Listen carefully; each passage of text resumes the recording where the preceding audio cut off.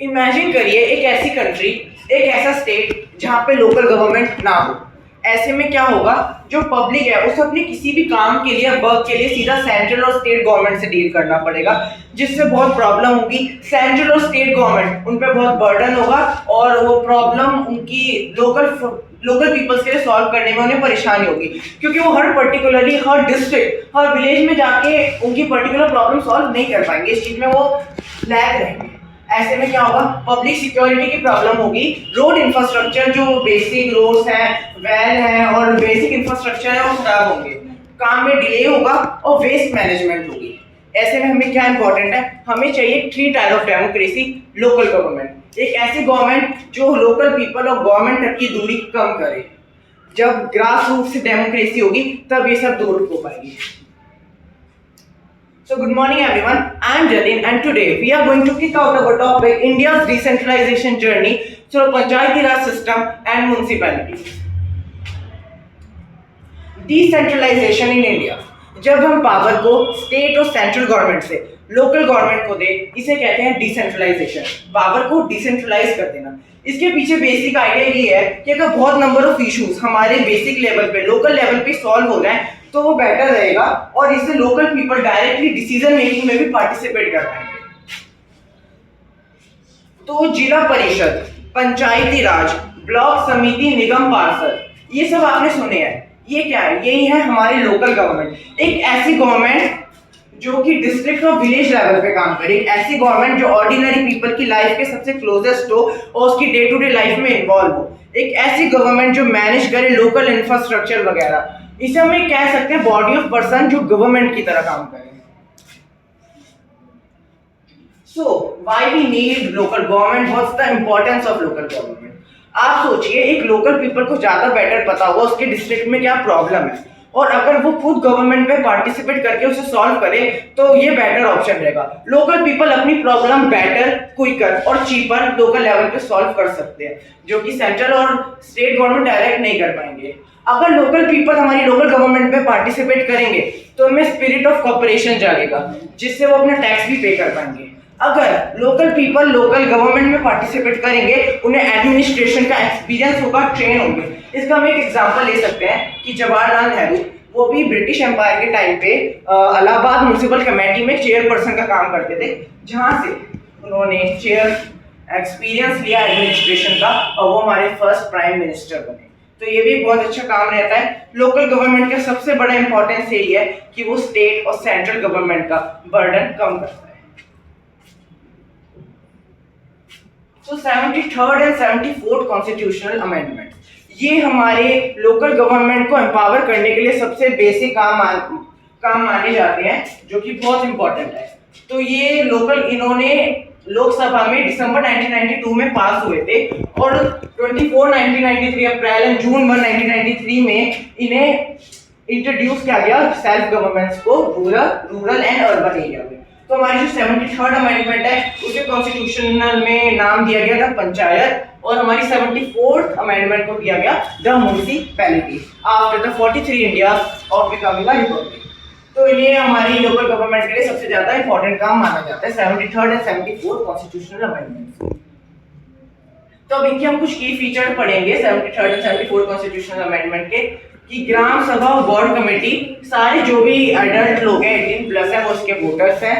और ये 3 type of democracy जो है, जो पॉपुलेशन जिनकी 20 लाख से कम है वो सब स्टेट्स में ही रहेंगे अकॉर्डिंग टू आर्टिकल 243B। जो सारी सीट्स है वो डायरेक्ट इलेक्शन से ही फिल होंगी according to article 243C। Local government में हमारे एसटी एससी सबके लिए जो सीट्स है इक्वली प्रोपोर्शनल में रिजर्व है। और लोकल गवर्नमेंट का एक सबसे अच्छा काम ये है कि उन्होंने विमेंस के लिए भी 1/3 ऑफ सीट्स रिजर्व करी हैं। वो चाहे कोई भी सीट हो, पंचायत या किसी में भी equally proportion of the population 1/3 seats जो है रिजर्व है। तो 5 इयर्स में इक्वली इलेक्शन होंगे। जब इन अमेंडमेंट से पहले जो है इलेक्शंस में प्रॉब्लम होती थी, मतलब 5 साल में रेगुलरली नहीं होते थे, काफी सारी प्रॉब्लम थी, बट अब 5 सालों में इन्हें कंपलसरी कर दिया। और अगर कोई प्रॉब्लम हुई, डिसोल्यूशन हुई, तो उसमें भी 6 मंथ्स में इलेक्शन जो है हमारा कंपलसरी है। हर स्टेट में एक स्टेट इलेक्शन कमीशन बनाया गया। हमारे जिस तरह सेंट्रल और स्टेट गवर्नमेंट के इलेक्शंस हमारा इलेक्शन कमीशन ऑफ इंडिया कराता है, उसी तरह हर स्टेट में पर्टिकुलर स्टेट इलेक्शन कमीशन बना है जो उस स्टेट की लोकल गवर्नमेंट का इलेक्शन कराएगा। स्टेट गवर्नमेंट का जो है हमारा इलेक्शन कमीशन ऑफ इंडिया ही कराएगा। फंड्स, तो अब पहले जो है स्टेट गवर्नमेंट अपनी पावर रेवेन्यू जो है लोकल गवर्नमेंट के साथ शेयर नहीं करती थी, एक प्रॉब्लम थी। बट नाउ जो गवर्नमेंट ने ये कंपलसरी कर दिया कि स्टेट गवर्नमेंट को अपना कुछ percent of share of revenue tax का उन्हें शेयर करना पड़ेगा, और पावर भी फंड्स का। और ये स्टेट टू स्टेट रिलाई करता है कि वो कितना वो शेयर करते हैं। हर एक में फाइनेंस कमीशन एस्टैब्लिश किया गया हर स्टेट में, ये देखने के लिए, एंश्योर करने के लिए कि पंचायती राज को और हमारी म्युनिसिपैलिटीज को ठीक से पावर और फाइनेंशियल रिसोर्स सर्व करे जा रहे हैं। तो हमारा रूरल लोकल गवर्नमेंट जिसे हम कहते हैं पंचायती राज, अब हम उसे थोड़ा जानेंगे। ये भी थ्री टायर सिस्टम है। सबसे ऊपर हमारा जिला परिषद जो कि डिस्ट्रिक्ट लेवल पे काम करता है, पंचायती समिति जो कि ब्लॉक लेवल पे काम करती है, एंड देन ग्राम पंचायत। तो हमारा सबसे नीचे जो ग्राम पंचायत आता है, ग्राम पंचायत जो कि हमारे इंडिया के हर विलेज और नंबर ऑफ विलेज में है, जिसमें एक वार्ड कमेटी होती है जिन्हें कहते हैं हम पंच, और उन पंच का एक लीडर होता है, प्रेसिडेंट होता है, जिसे कहा जाता है सरपंच। तो ये सब भी डायरेक्टली एडल्ट पॉपुलेशन जो है विलेज के उनसे इलेक्ट होते हैं। और ग्राम पंचायत पूरे विलेज के डिसीजन मेकिंग बॉडी है जो उनके वेलफेयर के लिए, उनकी ग्रोथ के लिए डिसीजंस लेती है। जो हमारी पंचायत है वो वर्क करती है अंडर द ग्राम सभा, मतलब उनके सुपरविजन में। तो इसमें ग्राम सभा क्या है? ग्राम सभा पूरा जो विलेज है, जो भी विलेज के मेंबर्स है वो ग्राम सभा के मेंबर होंगे, जितने भी वोटर्स हैं उनके। और जो हमारी पंचायती राज है, वो जो पंचायत है वो है उतना वार्ड नंबर की कमेटी जिन्हें हमने इलेक्ट करके चुना है। तो जितने भी वोटर्स हैं वो हमारे उसके ग्राम सभा के मेंबर्स हैं, और इनका साल में 3 से 2 बार मीटिंग होती है एनुअल बजट अप्रूव कराने के लिए ग्राम सभा से, और विलेज जो है वेलफेयरली काम कर रहा है या नहीं।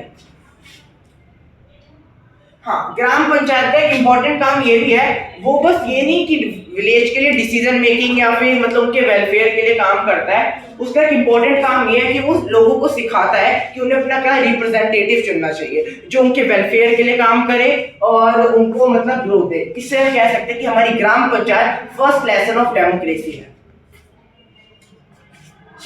ब्लॉक समिति, पंचायत समिति, इन सब नामों से जाना जाता है। जब एक कुछ विलेजेस की पंचायत इंक्लूड करे तो एक ब्लॉक समिति बनती है, जिसे हम कहते हैं ब्लॉक मंडल, ये सभी हम कहते हैं। ये सभी डायरेक्टली इलेक्शन से नहीं फील्ड होती है। ब्लॉक समिति जो है, जो हमारे विलेज के जो पंच होते हैं वो अपना एक रिप्रेजेंटेटिव चुनते हैं ब्लॉक समिति के लिए, और ब्लॉक समिति जो पूरे ब्लॉक है उनके लिए गवर्नमेंट से मनी ऑब्टेन करती है उनके काम के लिए। और इनके पास कुछ एक्सपर्ट्स होते हैं, agriculture experts, engineer, educational experts, rural development के लिए, और वेटरनरी।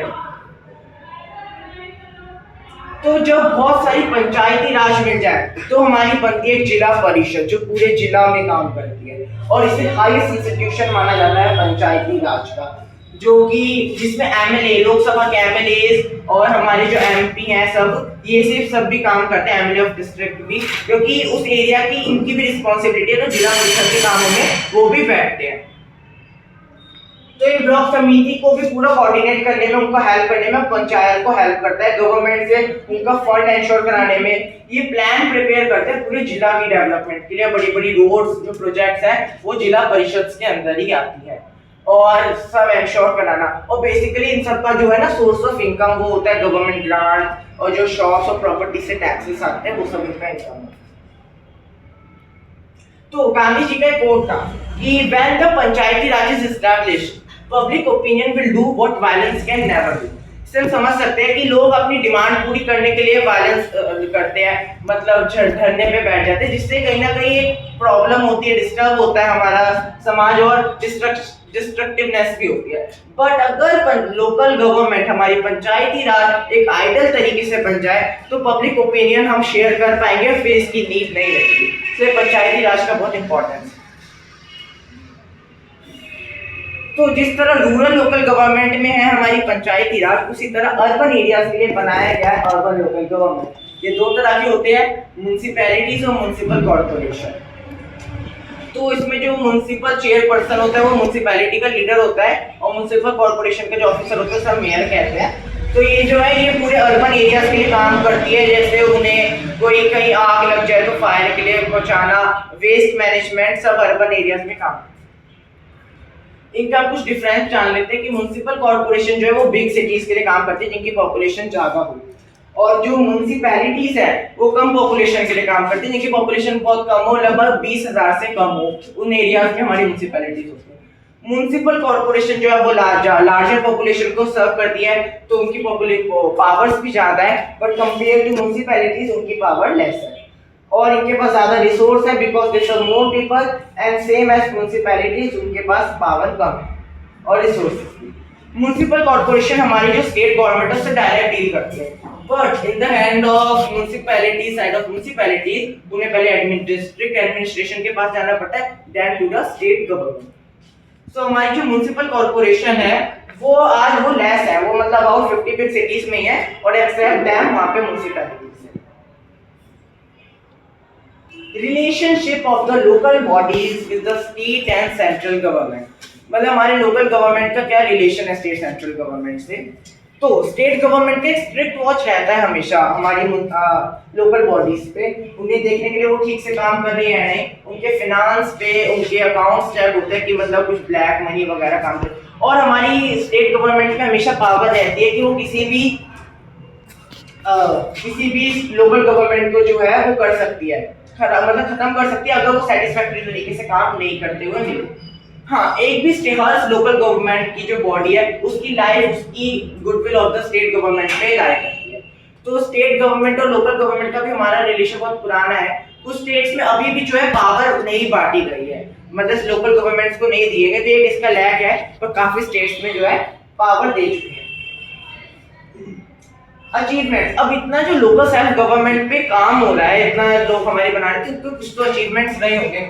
तो अचीवमेंट्स आर नाउ कि 36 इलेक्टेड रिप्रेजेंटेटिव जो है पंचायत और म्युनिसिपैलिटीज में ऑल ओवर कंट्री, यानी लोकल पीपल जो खुद इलेक्ट हो रहे हैं अपने एरिया से, तो ऐसे 36 लाख हो चुके हैं।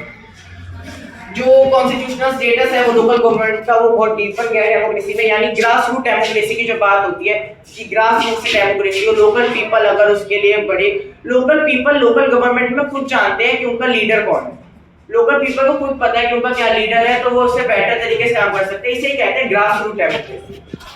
हाँ, तो इन्होंने जो है विमेन्स रिप्रेजेंटेटिव एंड वॉइस जो डेमोक्रेसी में वो बढ़ाई है, बाय द 1/3 रिजर्वेशन जो विमेन्स को दी गई, उससे उनका जो वॉइस है वो काफी उसमें काम दे पाई, मतलब उनका रोल बढ़ा अभी लोकल गवर्नमेंट। और हाँ, रूरल डेवलपमेंट में भी इन्होंने बहुत रोल किया है, अपॉर्चुनिटीज दी एम्प्लॉयमेंट की, और लोकल इंफ्रास्ट्रक्चर भी बढ़ाए हैं बाय द लोकल गवर्नमेंट। कुछ अचीवमेंट्स हैं तो कुछ चैलेंजेस भी हैं, पर अभी भी कुछ प्रॉब्लम तो है, जैसे कि इलेक्शंस जो है वो रेगुलरली तो होते हैं, बट ग्राम सभा की जो मीटिंग होती थी ना साल में 2 से 3 बार, वो नहीं हो पाती है, तो इसका लैक है, जिससे ग्राम सभा को पता ही नहीं चल पा रहा होगा, इसलिए रूरल में कहीं ना कहीं प्रॉब्लम्स रहती है। Most state have not transfer significant powers to the local government. कुछ अभी स्टेट्स ने, जैसे मैंने कहा था, स्टेट टू स्टेट रिलाई करता है उन्होंने कितना परसेंट ऑफ अपना शेयर रेवेन्यू वो पावर शेयर किया है, तो अभी भी कुछ स्टेट्स में जो पावर है शेयर नहीं करी गई है, जिससे लोकल गवर्नमेंट के पास पावर्स नहीं आई है, तो वो इतना डेवलपमेंट नहीं कर पा रहे और एडिक्वेट रिसोर्सेज भी नहीं दे रहे। हाँ, जैसे कहते हैं ना कि मंजिल दूर है, उसी तरह अभी भी आइडियल लोकल गवर्नमेंट दूर है, और जिस दिन वो बन जाएगी उस दिन हम कहेंगे कि real grassroot democracy. So Calvin College, इनका भी रिपोर्ट था कि what we need is not federal government but better local government. इसका मतलब ये नहीं है कि हमें फेडरल गवर्नमेंट की नीड ही नहीं है, फेडरल गवर्नमेंट इंपॉर्टेंट है, बट सीधा कोई स्टेट या सेंट्रल गवर्नमेंट हर आदमी से कांटेक्ट नहीं कर पाएगी ना, इसलिए लोकल गवर्नमेंट इंपॉर्टेंट होनी चाहिए, वो बेटर होनी चाहिए। जो हमने इतना पढ़ा कि लोकल गवर्नमेंट की नीड होनी चाहिए, इतनी नीड, तो लोकल गवर्नमेंट, जब लोकल पीपल खुद गवर्नमेंट में पार्टिसिपेट करेंगे, वो खुद अपने लीडर को जानते हैं। अब पंचायती राज में जो गांव का है वो खुद अपने पंचायत को जानता होगा, उससे पर्सनल कॉन्टेक्ट रखता होगा, तो इसलिए ग्रास रूट डेमोक्रेसी, इसलिए लोकल गवर्नमेंट बेटर हमें important. So that's all, thank you.